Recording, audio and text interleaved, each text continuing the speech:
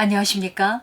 오늘은 제9회 최자영의 뭐라카노를 시작하겠습니다.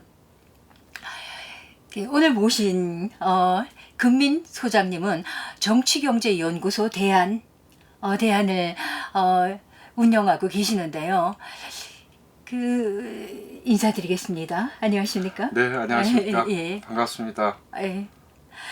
지금은 대한정치경제연구소 소장님으로 계시는데, 제가 알기로 한 10여 년 전에는 그 조그만 정당을 정당 당수로 계셨던 것 같아요. 네, 그런 적 있습니다. 네, 벌써 그게 12년이나 흘렀네요. 12년 네. 사회당. 네, 네. 그러면 잠깐 네. 소개 삼아 사회당, 아주 간단하게 사회당이 지향했던 점, 그리고 지금 현재 맡고 계시는 정치경제연구소 대안에서 어떤 정치경제 문제에 주안점을 두고 있나, 그런 걸 한마디로 네. 말씀하시기 어렵겠지만 간단하게 소개를 좀 해주십시오. 당시, 그러니까 12년 전이죠. 12년 전에 사회당이 주장했던 거는 뭐 딱 잘라서 얘기하면 두 가지였던 것 같아요. 하나는 기본소득이었고요. 하나는? 기본소득이었고요. 예, 벌써. 네, 또 하나는 기본소득을 포함해서 여러 가지 정책들을 통해서 뭐 민주주의 개혁 같은 것도 들어가고요. 사회적 공화주의를 하자라는 주장이었고요. 네, 그랬고 지금 현재 저희 연구소에서 주로 하고 있는 연구도 기본소득, 디지털 경제, 세계 무역 경제 뭐 이런 세계 무역, 세계 경제 위기 이런 연구를 경제 하고 있습니다. 위기. 네. 예. 그렇습니까? 네. 그러면 그 10여 년 전에 그 사회당 네.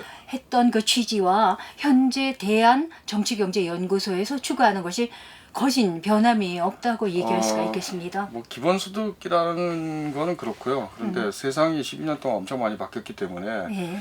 예를 들어 그러니까 2006년 7년 경에 디지털 경제에 대해서는 별 관심이 없었죠. 하지만 그렇죠. 지금은 디지털 경제라든지 예. 뭐 플랫폼 자본주의 등에 대해서 주로 저나 많은 연구원들이 관심을 가지고 있습니다. 그런데 소장님께서는 10여 년 이상을 해오셨기 때문에 금방 말씀하신 디지털 경제라든가 플랫폼 자본주의 그런 용어에 정통하신 것 같아요. 그러나 저를 포함해서 보통 사람들은 그런 용어가 외래어이기도 하지만 이렇게 평소에 이렇게 많이 접한 용어가 아니기 때문에 좀 어려운 감이 있어서 그 두 가지 용어에 대해서 먼저 오늘 우리가 얘기하려는 주제이기도 하고 소개를 좀 해주시겠습니까? 네. 뭐 어렵게 생각하실 필요 없고요. 그러니까 우리가 IT라 그러면 뭔지 알잖아요, 다. 그렇죠. 우리가 ICT. 오늘날 뭐 스마트폰 안 쓰는 사람 없고 그리고 그렇죠. 그리고 사실 거의 많은 그 금융 결제도 온라인으로 이루어지고 있고 맞습니다. 물건도 다 온라인으로 사고 있고 오늘 신문 보니까 그 거대 마트들이 목 좋은 데 가지고 있던 빌딩도 판다고 그러는데 온라인 쇼핑이 훨씬 더 활성화됐기 때문에 온라인 쇼핑. 네. 그러니까 사실 이런 게 다 디지털 전환의 결과죠. 예. 사실은 디지털 경제인 겁니다, 이게. 경제의 디지털화 또는 경제의 디지털 전환이라고도 말할 수 있는 거고요. 예, 경제의 디지털 전환. 단순히 경제뿐만 아니라 우리의 이 워크, 그러니까 노동도 바뀌었죠. 그렇죠. 재테크 근무도 하고. 재택근무도 하고 뭐 배달업들, 뭐 긱워크, 플랫폼 워크, 오늘 배달의 나라 이런 거 많이 들어보시지 않았어요? 라이더들. 예. 그래서 금방도 많은 단어들이 나왔는데요. 네. 그 중에서 제가 여쭤보고 싶은 것은 지금 많은 걸 사사치 다 여쭤볼 수는 없고 플랫폼이라는 말씀을 쓰셨어요. 그러면 그 플랫폼 경제라는 것은 지금 금방 말씀하신 그 디지털 경제에서 어떤 개념의 차이가 있는 건지 디지털 경제와 플랫폼 경제라고 우리가 용어를 쓴다면 아니면 유사성이 있는 건지. 일단 디지털 경제라는 건 굉장히 폭넓은 겁니다. 예를 들어 공장에서 생산 공정을 갖다가 컴퓨팅으로 바꿨고 그래서 이것을 갖다가 컴퓨터 기술, 그러니까 디지털 기술을 이용해서 로봇화했다, 자동화했다, 그건 이게 디지털 경제의 일종이죠. 그러나 그렇다고 해서 꼭 이게 플랫폼인가 아닌가 이거는 좀 따져봐야죠. 플랫폼이라는 것은 사실은 매우 간단합니다. 그러니까 이용 그룹이 있는데 이 이용자들 이용 그룹이 있는데 이용자 그룹이 있는데 그것을 2개 이상의 그룹을 결합시켜주는 거고 온라인 플랫폼이라 그러면은 이 온라인에서 2개의 이용자 그룹을 결합시켜주는 거죠. 쉽게 얘기하면 일단 구글의 예를 들면은 구글의 유저들이 있죠. 여러 가지 유저들. 예를 들어 지금 유튜브를 인수했으니까 구글이 뭐 유튜브를 보는 사람들이라든지 또는 구글 메일을 이용한다든지 또는 뭐 구글의 검색 가장 핵심적인 검색 서비스를 이용하는 유저들이 있죠. 이 유저들과 구글에 이제 광고를 하려는 사람들이 있을 거 아닙니까? 기업이죠. 이 2개의 이제 시장이 있고 이 2개의 시장을 연결해 주는 일종의 인터페이스 역할을 하는 온라인 이 인프라죠. 인프라. 네. 그렇군요. 그럼 그때 인터페이스라는 것은 서로 상호 간 접촉을 얘기하는 그렇죠. 것이겠네요. 그것을 통해서만 이게 서로 만나게 되는 거죠. 2개의 그룹이. 사실은 이게 굉장히 간단한 건데 근데 플랫폼 경제라고 우리가 얘기할 때 문제가 되는 거는 이 양면 시장 그 자체가 아니라 사실은 이게 데이터 경제라는 겁니다. 플랫폼 경제 데이터 경제다. 데이터를 갖다가 집적하고 데이터를 집적하죠. 많은 데이터들이 집적돼 있죠. 어마어마한 데이터가 집적이 되죠. 그리고 예를 들어 유저의 숫자가 많으면은 데이터도 많이 집적이 되고 유저라는 것은 사용자들이죠. 사용자들이 많으면 데이터가 많이 집적이 되죠. 그리고 광고 수익률도 올라가죠. 광고 수익률이 올라가죠. 그럼 광고 수익률이 올라갔기 때문에 거기서 생긴 이 이윤으로 그리고 집적된 데이터를 기반으로 해서 인공지능 개발에 나서게 되죠. 예를 들어 구글이 자율주행 인공지능을 개발한다 할 수 있는 이유는 데이터 굉장히 많다. 그리고 많기 때문에 이윤도 나왔다. 그 이윤을 가지고 자율주행 인공지능을 개발하는 거죠. 뭐 이런 식으로 돌아가는 경제입니다. 너무 감사합니다. 이제 그러니까 개념이 조금 확실히 정확하게 얘기하자면 이 이윤 창출 메커니즘이 이윤이 나올 거 아닙니까? 구글의 이윤은 데이터에 근거해서 나온다는 거예요. 데이터가 많으면 많을수록 이윤이 커지고 데이터가 광고 수입도 많아지고 데이터가 많으면 많을수록 사실은 이 데이터 독점을 이용해서 인공지능 개발에 있어서도 구글이 우위에 서게 되는 거죠. 그러면 구글을 키워주는 것은 구글이 생산을 한다든가 자본을 투자하는 게 아니라 그 구글을 이용하는 이용자들이 그렇죠. 많아지면 구글의 힘이 커지는 거네요. 그것을 제가 플랫폼 자본주의라고 부르고요. 플랫폼 자본주의 핵심은 이 이윤 창출 메커니즘에서 데이터의 중심성. 데이터가 가장 중심적인 거다. 그 데이터를 축적하는 주체는 이용자고. 그렇죠. 데이터 축적은 플랫폼 회사가 하죠. 데이터 공급자는 이용자들이 계속 많이 이용하면 축적은 그들이 하지만 구글에서 하지만 그 재료를 제공하는 것은 사용자들이라는 거죠. 그런 관계에 있습니다. 그러나 그 사용자들은 구글로부터 보수를 받지 않는다. 않죠. 보수를 주겠다는 논의도 있습니다. 그러나 만약에 보수를 받는다 하더라도 그렇게 많은 보수를 받을 수가 없겠죠. 왜냐하면 개별 데이터의 가치는 그렇게 크지 않습니다. 뭐 4달러, 5달러 뭐 이런 얘기들 나오는데 근데 그러나 이게 티끌모아 태산이라고 이거 뭉쳐서 빅데이터가 돼서 이 알고리즘이 패턴을 인식하게 되는 순간 그건 이제 인공지능이 탄생하는 거고 그리고 이제 가동되는 인공지능이 생기는 거죠. 일단 어마어마한 이 가치가 창출이 되죠. 그래서 금방 알고리즘이 팩트를 인식하는 순간이라고 말씀하셨는데요. 패턴, 알고리즘이 데이터는 굉장히 복잡한데 데이터의 패턴을 이제 인식하는 거죠. 데이터의 패턴. 그러면 그때 알고리즘이라는 것은 컴퓨터가 돌아가는 어떤 작동 방식을 얘기하는 거겠네. 기계적인 방식. 글쎄요, 그거 단순히 기계적인 게 아니고요. 그러니까 사실은 여러 가지 데이터들을 분석하는 데이터 분석하고 패턴을 인식하고 하는 기술이다라고 볼 수 있습니다. 좀 어려운 것 같아요. 예를 들어 화폐처럼 화폐처럼 예. 화폐가 상품과 상품을 이어주잖아요. 사회가 상품과 이어지죠. 상품을 이어주잖아요. 그것처럼 예. 이 플랫폼 자본의 자본주의의 알고리즘이라는 것은 사실은 이 플랫폼이라는 디지털 인프라를 통해 가지고 양면 시장을 이렇게 서로 이어주고 그리고 맞춤형 광고도 하게 해주고 그리고 패턴을 인식하고 이런 일을 하는 거죠. 반면에 생산 기술에 적용된 인공지능 이것은 좀 다르죠. 다르다는 건 어떻게 다르냐? 기계라는 것은 한 목적적입니다. 어떤 목적을 가지고 움직이는 거거든요. 예를 들어 생산 공정에서 어떤 특수한 게 미리 정해진 목적에 따라서 가장 정확하게 그리고 가장 오작동 없이 잘 수행하는 거죠. 그렇게 짜는 정말 거죠. 기계적으로 움직이나요? 그렇게 짜는 거죠. 그러니까 물론 뭐 로봇도 다 프로그램이 들어가고 그게 디지털 테크놀로지 없이는 가동되지 않는 거지만 얘긴 다르다는 겁니다. 예를 들어 로봇에 적용된 인공지능에 대해서 우리는 그것은 일종의 개별 상품이다 이렇게 말할 수 있지만 플랫폼 자본주의가 발전시키고 있는 인공지능은 그것은 개별 상품이 아니라 화폐죠. 일종의 복합 상품. 그러니까 매개적 역할을 해준다는 겁니다. 서로를 연결해주고 매개해주고 분석하고 하는 역할을 하는 거죠.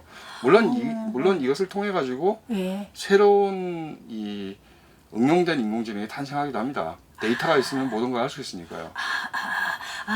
금방 중요한 말씀을 하신 것 같은데요.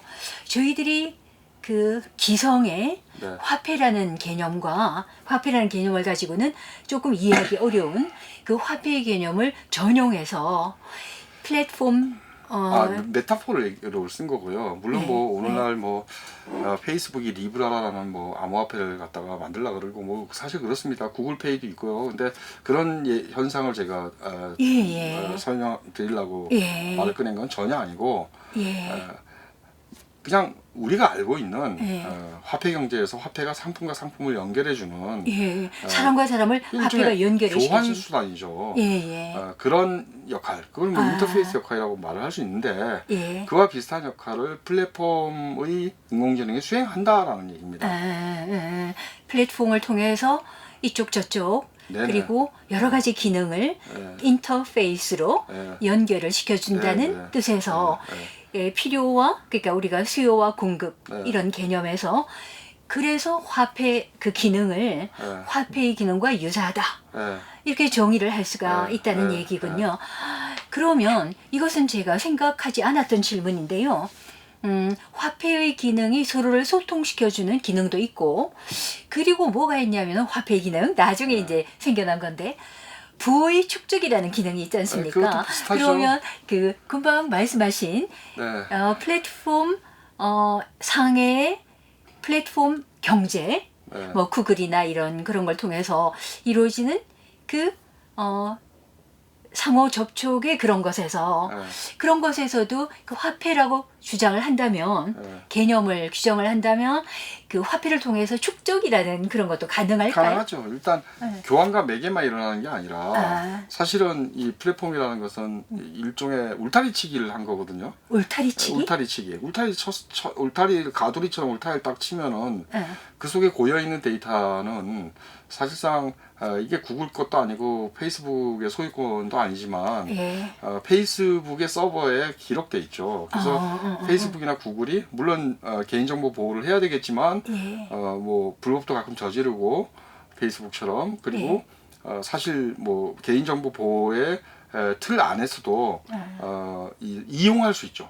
맞죠. 우리도 이용할 수 있는데 실효 지배할 수 있습니다. 즉 데이터에 대해서 프로퍼티 소유권 없지만 실질적으로 자기 서버 안에 기록된 데이터에 대해서는 지배를 하죠.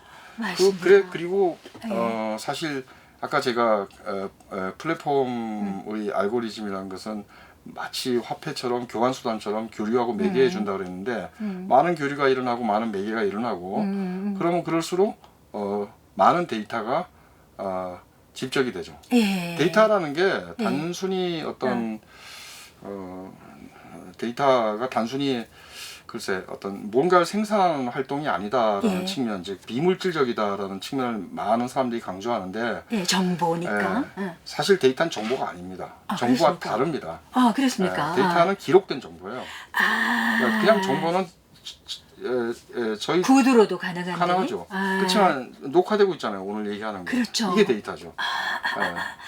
데이터는 그냥 정보가 아니라 기록된 정보. 그렇죠. 정확하게. 디지털 세계에 기록돼 있는, 그러니까 사이버 세계에 기록돼 있는 정보입니다. 기록물입니다. 아, 그렇군요. 그러니까 종이책하고 똑같아요. 기록물이라는 겁니다. 그리고 그런데 이게 어떤 서버에 기록돼 있는 거기 때문에 이 기록물에 대해서 이 소유권을 갖고 있지 않지만 그 서버의 소유권을 갖고 있는 회사가 실질적인 지배권을 행사하는 이런 관계에 있는 겁니다. 너무 중요한 말씀하셨어요. 그래서 제가 생각이 났는데 얼마 전에 그게 한 달이 된지 한 달 반이 됐는지 모르겠는데 유럽에서 트럼프가 원하지 않는 어떤 걸 하려고 하니까 트럼프가 미국 대통령 트럼프가 뭐라 얘기했냐면 우리가 너희들 구글인가 뭐 그 데이터 이용을 제한하겠다 이런 식의 언급을 한번 한 적이 있어요. 소장님 생각이 갈등이 있죠. 일단 그래가지고 아니 이게 정치가 왜 그런데 간섭을 하냐 이래가지고 이제 미국 내에서도 말이 있고 반발이 있었는데 바로 그게 자기네 소유는 아니지만 하나의 그 저장된 데이터로서 울타리를 쳐서 그거를 무기로 만들 수도 있고. 아 그렇죠. 사실 전 세계에서 데이터를 제일 많이 가지고 있는 기업들이 이 세계, 그러니까 플랫폼 경제에서 이 우위를 차지하고 있고 미국이 그리고 구글, 페이스북 그리고 굉장히 많은 데이터를 가지고 있는 아마존 뭐 이런 거죠. 그리고 그 외에는 이제 중국 기업들이죠. 알리바바, 그렇죠. 탄센트. 중국 인구가 많잖아요. 중국도 뭘 만드는 것 같더라고요. 뭐 바이두 이런 것도 있고. 아유 그렇군요. 엄청난 데이터를 갖다 집적하니까 중국. 중국도 인구가 많으니까 곧 추월할지도 모르겠어요. 아니 데이터는 더 많이 가지고 있을지도 모릅니다. 중국이?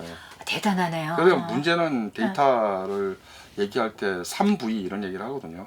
그러니까 단순히 볼륨만 중요한 게 아니고 다양성이 있어야 되고 그리고 일단 이 다양성 문제에서 중국의 데이터가 얼마나 다양한지. 다양성이라는 개념은 어떤 것과 여러 가지 특이한 데이터들이 있어야 된다는 거죠. 근데 구글의 데이터에는 많은 특이한 데이터가 있을 수 있겠죠. 그러니까 그 다양성은 구글을 따라갈 수가 없다. 뭐 아마 제가 지금 현재로서는 자세히 알아보진 않았지만 그러지 않을까 싶은데. 그런 것 같아요. 그죠? 구글에 들어가면 없는 게 없다고 저희들이 느끼는 거. 자, 그러면 이제 시간이 좀 흘렀는데요. 기본적인 개념은 저희들이 파악을 한 것 같아요. 그래서 오늘 제가 여쭤보고 싶은 것은 지금으로부터 한 서너 달 전에 소장님도 들어있는데 그때 5월 30일인 걸로 기억이 돼요. 프란치스코 교육회관에서 대한정치경제연구소가 주관을 주최를 하는 걸 주관을 해서 디지털 전환과 포스트 자본주의라는 학회를 개최한 적이 있습니다. 그러면 그때에 나온 주제가 인공지능과 자본주의. 그 인공지능은 우리가 AI, 영어인데 Artificial Intelligence라고 얘기하는 거 인공지능이죠. 인공지능과 자본주의 그리고 플랫폼 자본주의에 대한 이랬어요. 그러면 플랫폼 자본주의에 대해서는 금방 우리가 설명을 좀 했고요. 인공지능에 대해서도 조금 얘기가 된 것 같은데 그런데 문제가 여기 자본주의라는 게 등장을 했습니다. 그래서 먼저 거기에 대해서 우리가 말씀을 나누게 되겠는데요. 인공지능과 자본주의.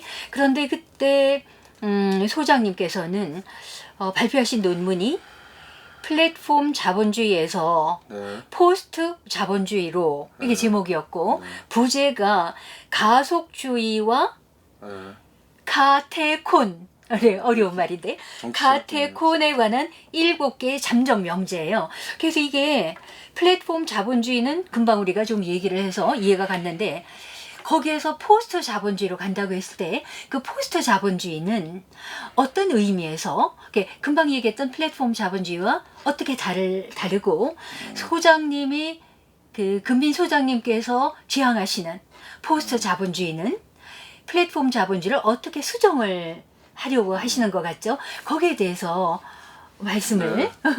어렵겠지만 저희들이 이해할 수 있도록 좀 말씀을 친절하게 좀 해주세요. 일단 뭐 좀 옛날 얘기부터 할 필요가 있을 것 같은데요. 네. 90년 사실 디지털 전환, 그러니까 디지털 트랜지션이 일어난 거는 90년대에 시작된 겁니다. 우리나라에서? 아니 전 세계적으로. 전 세계에서? 한국도, 90년대? 한국도 사실 뭐 IT가 시작된 게 90년대죠. IT.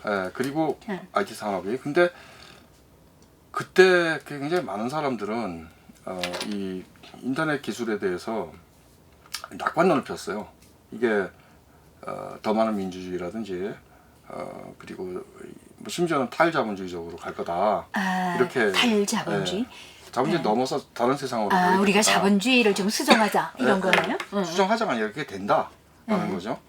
예를 들어 굉장히 많이 팔리는 저자인 리프킨 같은 사람이 그런 주장을 했어요. 굉장히 많이 팔리는 저자. 그러니까 제레미 리프킨이라는 그 노동의 종말이나 뭐 이런 걸 쓴 사람이 있는데. 노동의 종말. 네. 그렇습니까? 굉장히 많이 팔리는 저자죠. 전 세계적으로. 리프킨이 이 당시부터 쭉 쓴 책은 그러니까 이 정보제의 경우에 일단 정보제는 배제성이 없다. 상품이 되려고 그러려면 배제성이 있어야죠. 여기 컵인데 이건 제가 가지고 있는 컵이잖아요. 선생님 못 드시잖아요. 제가 드실 때. 그렇죠. 이게 배제성이고. 배타적인 거예요. 그리고 이게 만약에 굉장히 가치 있는 거라 그러면 경합성이 있을 거 아니에요. 근데 이제 배제성, 경합성 이런 게 없다. 늘 복제 가능하니까. 그러니까 한계 비용 제로고 무한 복제 가능하고 그렇다는 거예요. 그리고 생산 비용이 이렇게 많이 들지 않고 정보제는. 그러니까 지식, 정보 이런 문제에 있어서 사실은 이 자본주의적인 상품 경제가 불가능한 방식으로 발전하고 있다. 기술이. 그렇게 주장했어요. 그렇게 주장을 하고 있는 노동의 종말 처음에 쓴 책이고 굉장히 많은 책을 썼는데 주로 얘기한 게 한계 비용 제로 사회로 간다. 라는 거고. 자본주의에서 얘기하는 한계 비용은 제로가 된다. 제로가 아닌 됐다. 거죠. 0이 됐다는 거예요. 그래서 사실 이 정보제의 비상품적인 속성에 주목했다고 봅니다. 근데 여기서 이제 이 리프킨도 물론 그렇게 가야 되는데 지적재산권 같은 이 일종의 울타리치기가 일어나서 자본주의가 억지로 유지되고 있다고 얘기를 하고 있죠. 근데 사실은 지적재산권 문제가 아니라 지금의 플랫폼 자본주의는 또 다른 경향이라고 봅니다. 뭐냐면 플랫폼 자본은 사실 지적재산권에 있어서 그냥 이중적인 태도를 취하고 있습니다. 옛날처럼 그러니까 그 마이크로소프트처럼 지적재산권 체제에 목매달아 있지는 않아요. 한쪽으로는 오픈 소스 운동을 합니다. 개방을 한다는 얘기군요. 그리고 이 사람들한테는 어떤 프로그램을 지키는 게 중요한 게 아니라 데이터를 모으는 게 더 중요하기 때문에 너무나 큰 차이가 있나요? 한쪽으로는 오픈 소스를 합니다. 그리고 두 번째는 사실 정보제의 한계 비용이 0이 되는 거 민무제와 달리 무한히 축적이 되고 데이터가 이 축적은 일방향적이라는 거죠. 그러니까 플랫폼 자본의 서버 안에서만 축적이 되고 된다는 거죠. 그리고 일종의 이제 데이터 경제가 이제 등장한 건데 그러니까 사실은 자본주의 넘어서 포스트 자본주의로 갈 거다라는 예측들은 틀리게 되고 2008년 9년에 시작된 어떤 이 기술 회사들 그때 굉장히 작은 회사들이었죠. 구글이라든지 페이스북 뭐 정말 조그마한 회사들이 10년이 지나서 2017년이 되면은 세계 10대 기업에 이름을 올린다든지 이런 식으로 거의 공룡화되죠. 공룡. 공룡 큰 기업들이 됩니다. 그러니까 슈퍼펌, 아주 대기업이 된 거죠. 그러니까 이건 뭐냐? 이 디지털 전환의 결과가 포스트 자본주의로 가는 게 아니라 플랫폼 자본주의로 갔다. 플랫폼 회사들이 쭉 지배하는 걸로 갔다. 미국의 GDP의 8에서 12%뭐 수치마다 약간 뭐 연도마다 좀 다르긴 한데 이렇게 다 차지하고 있고 뭐 이렇게 된 거죠.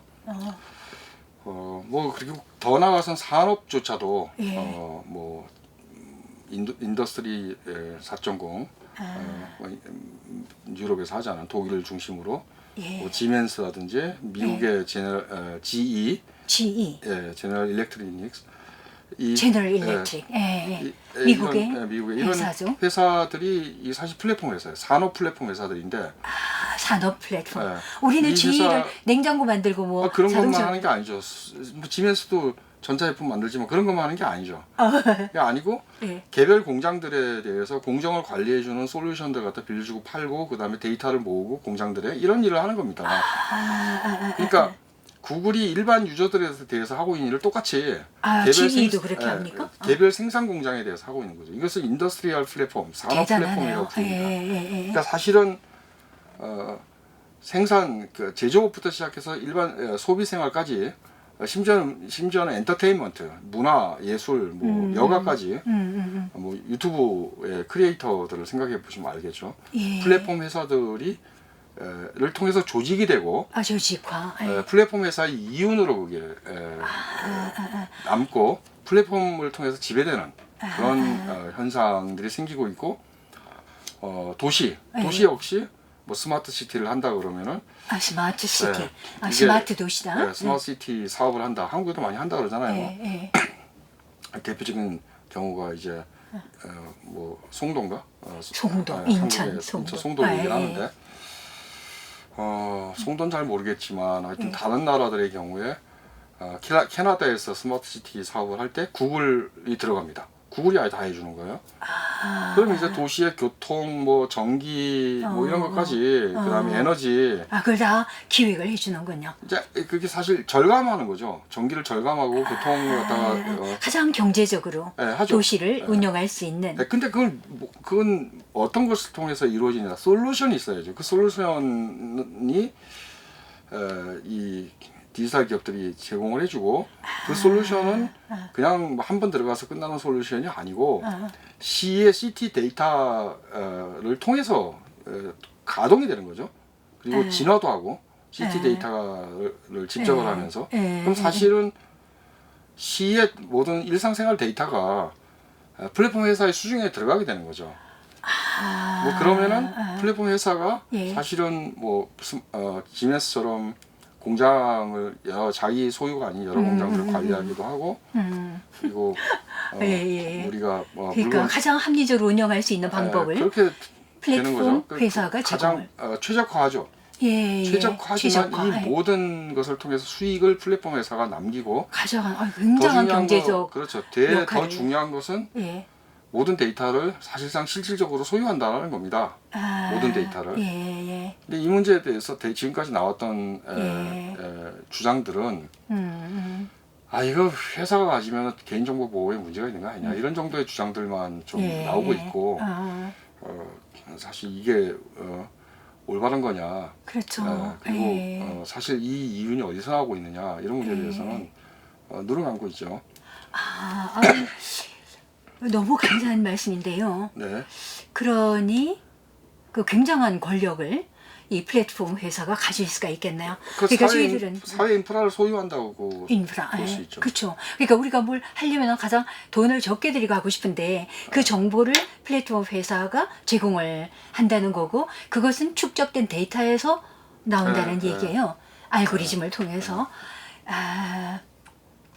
조금 무서운 생각이 드는데요. 그럼 우리가 지금까지는 자본가를 경계했는데 이제는 그 플랫폼 회사를 경계해야 돼요. 두 종류가 있는 거죠. 플랫폼 자본가가 있는 거고 그렇죠. 일반적인 물건을 생산 그렇죠. 제조 자본가, 생산 자본의 자본가가 있는 거고. 그럼 이제 지금부터는 플랫폼 자본가를 가장 경계해야 될 주적으로 삼아야 될 것 같아요. 꼭대기에 앉아 있는 사람. 저기라고 해서 없애버릴 수도 없고.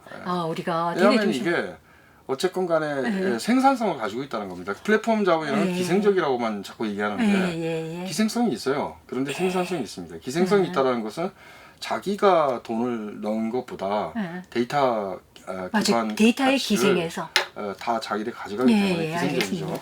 그런데 생산적이라는 것은 그걸 통해서 조금 더 이 자원을 절감하고 그리고 비용을 절감하는 비용을 절감하죠. 이게 생산적이죠. 알겠습니다. 더 중요한 건 노동력을 절감한다는 거죠. 그렇죠. 노동력을 절감하는 것은 되잖아요. 해고고요. 해고. 그러니까 이 경제 전체적으로 보면은 순환의 문제가 생길 수가 있고요.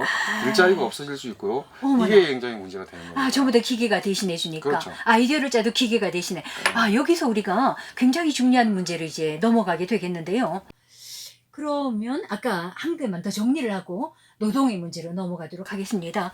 플랫폼 자본주의는 이제 이가 갔는데 그 포스트 자본주의라는 네.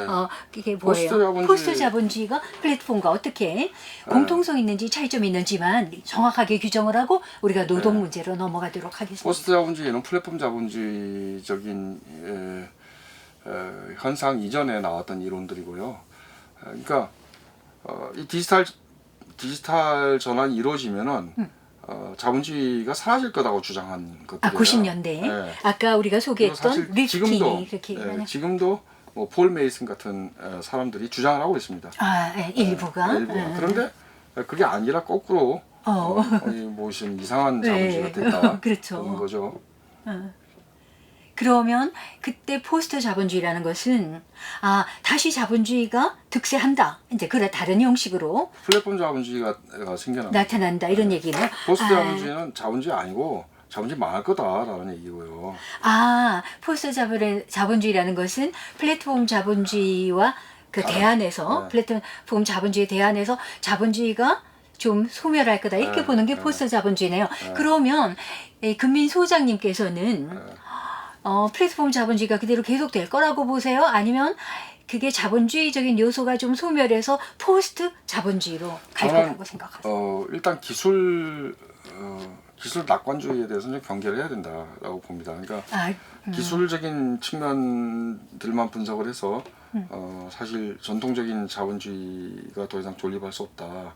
이렇게 얘기하는 건 좀 무리가 있다라고 생각하고요. 그 테크놀로지만 가지고 자본주의로 들어갈 수가 없다. 그렇죠. 사실은 기술도 사회적으로 구성이 된 거기 때문에. 기술도 사회적으로 구성되는 것이기 때문에 자본가가 전유할 수 없다. 이런. 아니요. 사회적으로 구성된 거기 때문에 거꾸로 돈 많이 버는 기술에 대해서 투자가 이루어지고 돈 많이 버는 기술이 먼저 발전하고 이렇게 돼 있는 거죠. 돈이 되는 기술이 발전한다고 당연하겠죠. 그렇죠. 그러니까 기술 그 자체가 그냥 해방의 이 동력이 되는 게 아니고 일정한 인간의 개입이 필요하다는 거예요. 사회적 개입이 기술에 대한. 그렇죠. 거꾸로. 사회 제도적인 어떤 개입이 필요하다는 거죠. 그래야만 바뀔 수 있다라고 생각합니다. 그러면 그 소장님, 제가 그 금방 소장님께서 중요한 말씀을 하셨는데 사회가 개입을 하지 않으면 기술이라는 것은 돈을 많이 버는 것으로만 발전할 거기 때문에 그렇죠. 이제 그거를 조금 통제를 하자. 그래서 돈이 안 되더라도 어떤 그 사회적인 목적, 모든 사람들의 생활의 편의와 어떤 행복이라는 그런 목적을 향해서 그걸 좀 수정을 해서 맞습니다. 근데 돈이 안 돼도 그런 것으로도 기술이 발전되도록 하자. 이런 맞습니다. 뜻이죠? 일반적으로 맞는 말씀하신 거고 저도 찬성하는 얘기고요. 근데 이제 지금 논의의 초점인 플랫폼 자본주의로만 이제 다시 돌아가면은 이 플랫폼 자본주의가 가지고 있는 기생성이 있고, 그리고 자본이니까 기생성이 있겠나요? 데이터 기생적이죠. 그리고 데이터의 기생은 그리고 플랫폼 자본주의 생산성이 있는데 어쨌건 이 합리화하고 그리고 물론 많은 해고를 하고 있죠. 그런데 해고, 그렇죠. 노동자들이 많이 기계에 쫓겨가지고. 그럼 이런 부분들을 갖다가 어떻게 해결할 거냐라는 게 제가 이제 가졌던 문제의식이고요. 그러니까 생산적인 부분들을 남기면서 어떻게 기생적인 부분들을 해결할 건가라는 거고, 또 이 플랫폼 자본주의가 만들어내는 사회적 위기를 어떻게 해결할 건가라는 문제가 봅니다. 아까 제가 언뜻 꺼냈던 일자리 문제로만 돌아가도 사실 해고가 살인인 이유는 다른 생계 수단이 없기 그렇죠. 때문에. 해고는 살인이죠. 다른 생계 수단이 없기 때문이죠. 그런데 거꾸로 얘기하면은 그 자동화하지 않고 인간 노동을 쥐어짜는 방식의 산업 자본주의가 계속 가는 것 또는 생태 파괴적인 어떤 생산이 계속 이루어지는 것 이것도 문제가 있는 상황이죠. 그것도 바람직한 게 아니죠. 그렇죠. 그러니까 노동력을 이용하는 그런 재래 자본주의적 방식이나 이제 이런 게 생태 파괴도 되고 그렇죠. 바람직하지 않다는 거예요. 그래서 이 대안으로 자꾸 얘기되는 게 이제 기본. 그래서 대한 정치경제연구소를 만드셨군요. 그건 아니고요. 어쨌든 뭐 이런 대안을 문제까지 포함해서 제시하시고 싶어서 대안. 그런 문제까지 포함해서 예. 그래서 2009년 이후에 기술혁명기에 기본소득에 대한 논의가 굉장히 많아졌다. 심지어는 페이스북 창업자 같은 사람들도 페이스북에 뭐 페이스북 창업자들 창업자 주커버그 이런 사람들 기본소득 하자고 주장하는 세상이 된 거죠. 그러니까 그들의 입장에서는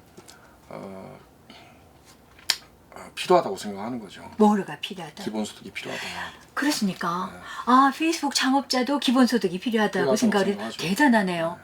대단한 일이에요. 저는 뭐 당연한 얘기라고 생각하는데 기계에 의해서 노동자가 쫓겨나니까 생계를 보장할 수 있는 기본소득을 만들어야 된다. 그렇지 않으면 자본순환 자체가 문제가 생길 테니까 물건 누가 사줍니까? 예. 그 옛날에 포드가 했던 유명한 말이 있죠. 그 포드 공장에 포드 기자가 당신 왜 갑자기 노동자들 월급을 2배로 올렸냐고. 노동자의 임금을 2배로 올렸습니까? 올렸냐. 대단해요. 그러니까 포드가 한 말이 있죠. 자동차가 사주지는 않는다. 자동차가? 내가 생산한 자동차를 그들이 사준다. 자동차가 사주지는 않는다. 그 사람들이 사주지. 사람들이 사주지. 그래서 그 사람들의 봉급을 2배로 올리는 그래서 거예요. 일종의 대량 생산, 대량 소비 체제로 간 거죠. 그 결과 철도는 발전하지 않고 고속도로만 뚫히고 배기가스만 많아졌죠. 어쨌건 제가 하려는 얘기는 자본주의에서 순환과 소비랑 굉장히 중요하다는 겁니다. 그걸 유지하기 위해서. 순환과 소비. 그러니까 그런 얘기를 할 수밖에 없죠. 특히 이 기술회사 CEO들이 그런 주장을 하는 게 예를 들어 뭐 독일의 지멘스 CEO라든지 독일의 지멘스 회사죠. 거대한 회사가 기본소득 하자고 주장을 한다든지 뭐 테슬라 사장이 그렇게 주장하는 것은 우연한 일이 아니라고 생각합니다. 그래서 사실 그래서 그게 일종의 문제를 해결하는 방향들이긴 하나 이 사람들이 주장하는 건 낮은 기본소득이겠죠. 그리고 조세로 하는 자기들의 돈 내서 주는 그러니 소장님께서 그 12년 전에 사회당 당수로 계실 때 벌써 이제 조금의 안목을 가지고 그 기본소득을 주장하셨고 그리고 어떤 사회주의 정책이랄까 이런 걸 구상을 하신 것 같아요. 이게 좀 중요한 문제 같은데요. 자동화, 인공지능 이게 확산되면 될수록 사람의 노동력이 필요가 없어지는 부분이 있겠죠. 그러면 쫓겨나면 그들에게 기본소득을 준다는 건데 그러면 이 자동화, AI, 인공지능의 문제가 노동자를 해고시키는 어떤 원인이 되고 그 노동자의 삶을 기본소득과 연결시켜서 우리가 사회적인 행복을 추구하자 이거 알겠는데요. 그러면 잠깐 제가 여쭤보고 싶은 것은 1800년대 초에 영국에서 이건 AI는 아니지만 인공지능은 아니지만 기계가 들어와서 영국의 노동자들이 해고가 됐어요. 그랬더니 그때 영국의 노동자들은 기계가 우리를 쫓아냈다고 막 기계 파괴 운동을 벌였죠. 그게 러다이트죠. 러다이트 운동이었어요. 그러면 그거랑 그때의 노동자들은 나중에 이제 국회로 들어가서 뭐 여러 가지 사회주의적인 정책을 입안하는 데 도움을 줬는데 그런 것과 어떻게 뭐 공통점이 있다든가 차이점이 있다든가 그런 거를 간단하게 말씀해 주실 수가 있겠습니까? 네. 일단 뭐 러디즘 그 자체에 대해서 좀 다른 평가 해볼 필요가 있는데 예를 들어 그들이 숙련을 뺏기는 거에 대해서 화를 냈던 거고 그리고 뭐 일부의 비판적인 학자들은 그 숙련을 탈숙련화하지 않으면서 다른 어떤 산업혁명이 가능했다는 얘기도 하는 사람들이 당시에. 있지만 저는 뭐 그게 그렇게 핵심 쟁점은 아닌 것 같고요. 지금은 그냥 탈숙련의 문제가 아니라 탈생계의 문제입니다. 탈현대? 탈생계, 생계 수단을 뺏긴다. 탈생계. 직업을 잃는다는 게. 그래서 이미 사실 탈숙련화 됐고요. 포드주의를 통해 갖고 이미 탈숙련화 됐고 이제 직장을 잃는다는 건 생계를 잃는 건데. 그래서 이 문제에 대해서 어떻게 답을 할 건가에 따라서 생계의 위협을 받으니까. 그러면 러다이? 예를 들어 오늘날에서는 그러니까 자동화 시대 이후로 기술 혁신 이후로 생산성이 올라간다고 해서 일자리가 느는 것도 아니고요, 임금이 올라가는 것도 아니고요, 소득이 올라가는 그렇죠. 것도 아니고요. 이걸 탈동조라 그러는데요. 동조하지 않고 떨어진다. 탈동조화. 예. 디카플링이라고 부르죠. 영어로. 탈동조화라는 것은 뭐가 맞지 않는다는 그렇죠, 뜻이죠. 서로. 그리고 그게 디커플링. 네. 그런데 디커플링이라고 쓰셨어요. 그러면 탈동조화는 우리가 뭐가 삐뚤어지니까 괴리란 말로 바꿀 수가 있겠는데, 뭐가 뭐하고 뭐가 탈동조화? 생산성. 생산성과 노동자 우리의 보통 사람들 생활. 일자리 숫자 그다음에부터 소득까지. 소득. 그러니까 생산성은 올라가도 소득은 늘지 않는다. 그럼요. 이게 이제 괴리가 아니 있는 거예요. 일자리도 없어져요. 일자리 자체가 없어지는 거예요? 근데 이걸 어떻게 해결해야 되느냐? 예. 해결 방식들이 여러 가지 나와 있죠. 예. 가장 손쉽게 할 수 있는 건 EITC입니다. EITC는 근로장려 세제인데 한국에도 일부 도입이 돼 있죠. EITC는 사실은 이 일을 하는 노동자한테 돈을 주는 것 같지만 거꾸로 이게 고용주한테 돈을 주는 결과를 낳죠. 탈동조라를 문제의식으로 생각하는 굉장히 많은 사람들이 EITC를 도입해라고 주장하는데 이 사람들은 이걸 알고 있어요. 고용주를 도와주는 결과가 된다는 걸. 그런 제도. EITC라고. EITC의 폐해조차도 알고 있습니다. 고용주를 도와주고 있다. 이게 노동자를 도와주는 게 아니다. 이거 아주 독특한 제도네요. 근데 왜 EITC를 주장하냐면은 안 그러면 자를 테니까 기계를 도입하고 자동화하고 그거라도 주는 게 낫다, 이렇게 얘기를 하는 거예요. 그러니까 사실 이 발상은요, 로봇의 발상하고도 비슷합니다. 로봇을 도입하면 로봇으로 인해서 발생하는 세금. 로봇에 세금을 붙이겠다는 거죠. 로봇을 사람을 안 쓰고 노동자를 쓰면 세금을 때려 매기는 거야. 주겠다 이런 거예요. 로봇하고 비슷한데 이런 종류의 조치들은 기술 혁신이 그렇게 세게 일어나지 않을 거라는 가정을 갖고 있고요. 두 번째는 고용 친화적인지는 모르나 그러나 거꾸로 기술 혁신을 저해야 합니다. 기술을 억압하는 거죠. 기술을 저해야 한다고. 기술 혁신이 빨리 일어나지 않도록 하는 겁니다. 기술 진보를 늦추도록. 그렇죠. 이연시킨다. 지연시킨다. 로봇을 사용하면 세금 주겠다 그러면 사람을 사용하지 로봇을 사용하겠습니까? 그러니까 그게 부정적인 효과를 가져오겠네요. 기술 문제에 있어서는 부정적이라는 거예요. 그런데 복잡한 문제가 발생을 하네요. 만약에 이렇게 기술 혁신이 그런 조치로 막을 수 없는 정도다. 그러면은 다른 대안을 생각하는 수밖에 없죠. 다른 대안? 그러면 어떤 대안을? 그게 이제 조세로 기본소득 주자는 아까 얘기했던 실리콘밸리나 지멘스 같은 그 일종의 그 인터넷 중심의 세계에서 나오는 얘기들이고요. 저 생각은 뭐 기본소득 맞다, 타당하다.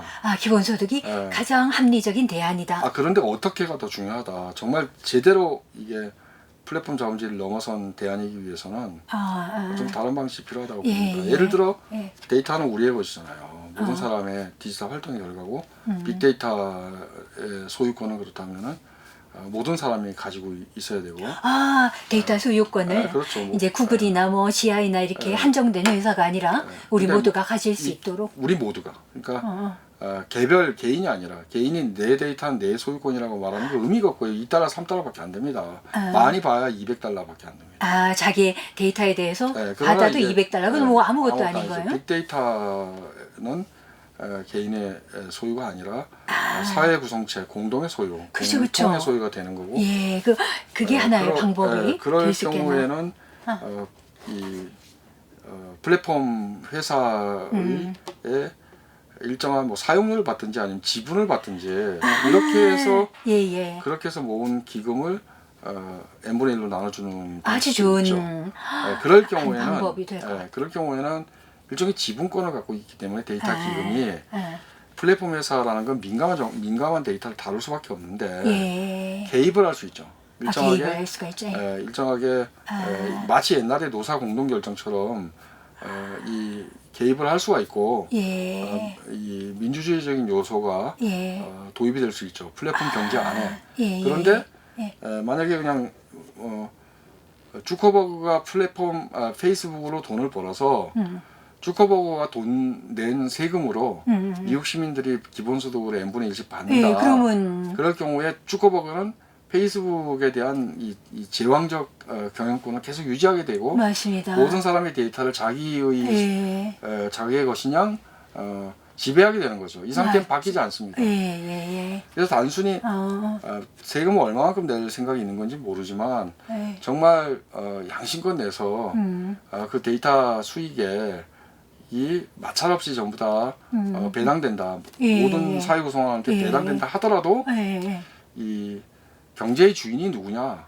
그리고 데이터의 주인은 누구냐, 그리고 민주주의라는 게 단순히 선출의 문제, 투표의 문제만이 아니라 생활의 문제라 그러면, 그리고 데이터라는 것은 사실 실생활 데이터들인데 생활의 문제, 민감한 데이터들인 건데 사실은 그러면 그렇게 가는 것보다 사실 빅데이터 공유 기금 이런 것들을 만들어서 이 기금이 빅데이터 공유 기금.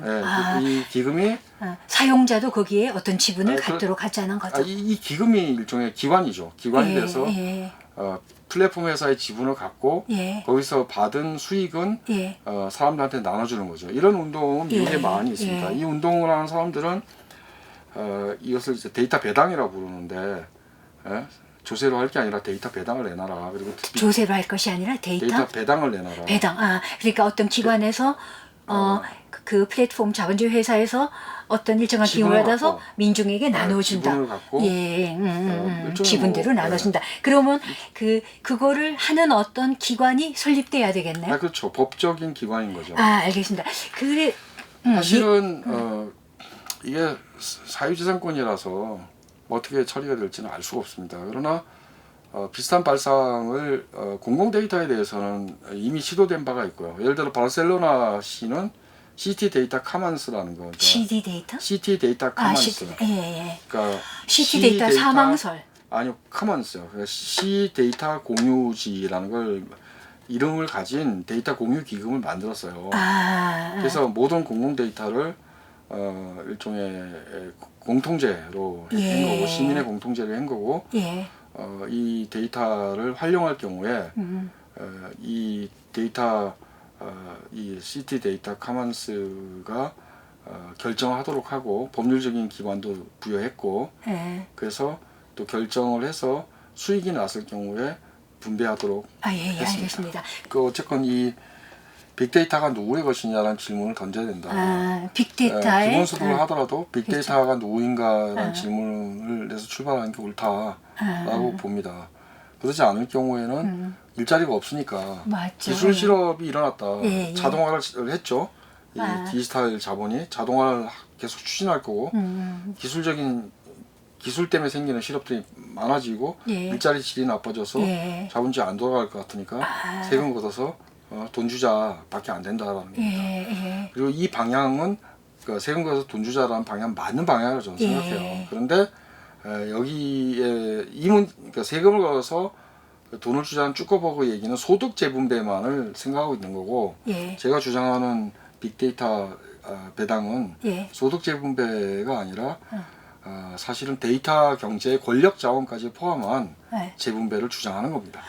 얼마 전에 신문을 보니까 AI가 특허권을 받을 수 있느냐를 갖고 논쟁이 AI가 됐던데. 뭐를 받을 수 있어요? 특허권이요. 아, 특허권. 그러니까 개발자가 AI를 개발을 했어요. 근데 이 AI가 어떤 발명을 했어. 근데 개발자는 AI가 발명한 걸 몰라요. 어떻게 발명했는지. 즉 이게 오늘날의 인공지능의 특징입니다. 그러니까 개발자가 인공지능이 이렇게 결정했다, 이렇게 행동한다는 걸 설명할 수 있는 시대가 지나갔어요. 그걸 explainable AI라고 그러는데 지금의 AI는 전부 설명할 수 없는 AI들입니다. 그러니까, AI는 자체적으로 막 진화를 하기도 하고 만들기는 통제를 하지만, 할 수가 없나요? 만들기는 하지만 데이터 기반으로 지가 알아서 진화를 해요. 그리고 혼자 계속 하다 보면 진화를 하는 거죠. 그러면 그게 특허권이라는 개념이 좀 적용되기가 힘들 것 그 같아요. AI한테 주는 수밖에 없죠. 근데 AI는 그 퍼슨이 아니잖아요. 그러니까 권리의 주체가 아니잖아요. 권리의 주체가 아니죠. 인공지능이니까. 어머나 어머나. 인간이 아니니까. 그러니까. 그러면 그런 문제도 발생한다는 거예요. 그 제가 말씀을 드리려고 하는 것은 실제 그 뭔가 프로그램 하나 짜놓고 그것을 팔고 근데 디지털 세계에서 무한 복제가 가능하기 때문에 거기에 이제 법률적인 장벽을 치고 돈을 버는 마이크로소프트 시대의 영업 전략이 아니다라는 거죠. 아니다. 사실 마이크로소프트 자체도 지금 플랫폼 회사고. 예. 정말 우리가 알고 느껴야 될 게 많은 것 같아요. 이 급변하는 세상에서. 그럼 유럽 국가들의 입장에서는 구글이 유럽에서 돈을 벌어가는 건데. 맞죠. 예, 유럽. 근데 세금은 유럽에 상품을 내고. 안 내거든요. 왜 안 내느냐? 어. 서버가 없어요. 맞죠. 예. 그러니까 이게 지금 현재 우리가 가지고 있는 예. 조세 체계라는 게 예. 공장이 있던 시대의 조세 체계라 주소지가 있어야 됩니다. 그리고 주소지가 있더라 하더라도 주소지 그렇죠. 핵심 사업장이 있어요. 그러게. 한국에도 구글 코리아가 있지만 그러게. 그것은 핵심 사업장이 아니거든요. 그러니까 핵심 사업장. 거기서 세금을 물리적 내니까. 실체가 있어야 돼요. 예. 자, 그러면 이제 그 오늘 대한경제연구소 소장님께서 굉장한 아이디어를 제공해 주셨는데요.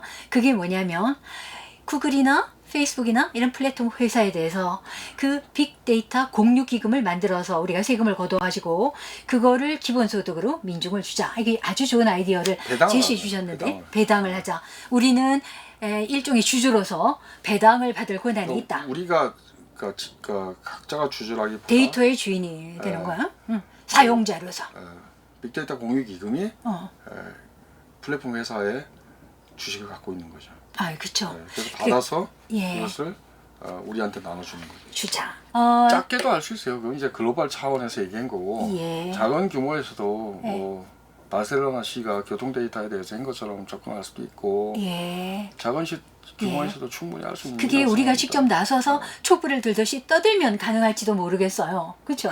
가만히 앉아 있으면 안 줄 것 같고. 그러면 비근한 예로 우리 국회에서 유신 정부 때 뺏어간 국민 개헌 발언권을 달라고 그래도 안 주고 너희들 뭐 잘못하는 게 있으니까 법관이고 뭐고 소환을 하겠다. 국민 소환권을 달라 그래도 안 주는 거예요. 그 방법도 사실은 가만히 앉아서 주는 게 아니라 우리가 직접 민주주의 뉴스입니다. 우리가 나서서 강요를 하고 민중이 하나하나 떠들었을 때 겨우 얻을까 말까 한 거니까 이 빅데이터 공유 기금 이거 뺏어내는 것도 우리가 떠들면 될지도 모르겠어요. 가만히 앉아서는 안 될 것 같아. 이게 제 말이고 이제 대담을 끝내면서 소장님께서 마지막으로 이제 하고 싶으신 말씀 그리고 유용한 말씀을 들려주세요. 제가 너무 많이 떠드는 것 같아서 마지막 말이라 어쨌건 사실 문재인 정부 들어와서 특히 첨예해지고 중요해진 게 노동 문제인데요. 한 말씀 드리면은 저는 임금노동 일자리가 신성한 게 아니라 인간이 존엄한 거다 생각합니다. 그래서 일자리를 잃은 노동자를 위해서 연대할 수도 있는 거고 인간이 존엄하다는 관점에서 시작하는 게 중요하다고 생각합니다. 그래서 모든 것을 일자리 중심적으로 해서는 안 된다. 오히려 일자리를 위협하고 있는 자동화 기술이라든지 플랫폼 경제라든지 이런 문제에 대해서 그냥 일자리를 지키겠다는 방어만으로서는 이게 진보적 해방적 대안이 나오지 않는다고 예. 생각합니다.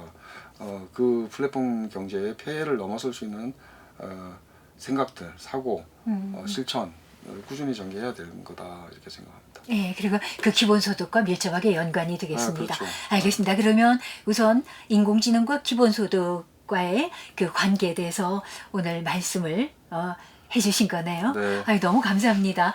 예, 오늘은 대한정치경제연구소 네. 소장님이 금민 네. 선생님과 말씀을 나누었습니다. 감사합니다. 네, 뵙게 돼서 네. 반갑습니다.